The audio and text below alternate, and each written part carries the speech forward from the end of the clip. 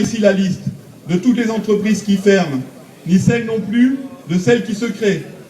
Car il se crée aussi des entreprises, des PME et des PMI, qui aspirent le plus souvent à se défaire du carcan de la finance que leurs conditions de sous-traitants et le diktat des multinationales leur imposent. Cela pour exprimer le fait que nous, les salariés, avec nos familles, comme d'autres entreprises, ont des besoins auxquels il faut le répondre. Pour vivre dans notre région, nous avons besoin d'énergie. Et Marie-Pierre, pour notre association Indecosa, interviendra sur cette question. Pour vivre dans notre région, nous avons besoin d'y travailler. Et pour cela, il nous faut de l'énergie. Énergie de qualité, accessible, disponible à tout moment, et aussi la péréquation des tarifs.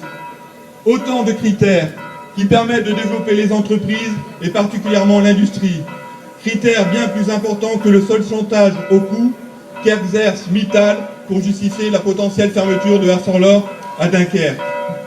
Pour vivre et travailler dans notre région, il nous faut un environnement de qualité et des perspectives de développement et d'avenir. Et c'est là que le projet de nos camarades de la SNEF prend tout son sens dans la période. Si nous grattons le vernis des arguments avancés par le capital, rien ne tient. Pas de projet autre que celui d'exploiter toujours plus les peuples au mépris des conditions d'un développement humain durable.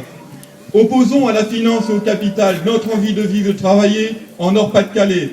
Opposons à la finance et au groupe Éon nos luttes en convergence avec nos camarades énergéticiens pour qu'aboutissent leurs revendications du plein emploi sur le site d'Ornain, pour qu'aboutissent nos revendications de vivre et de travailler en Nord-Pas-de-Calais.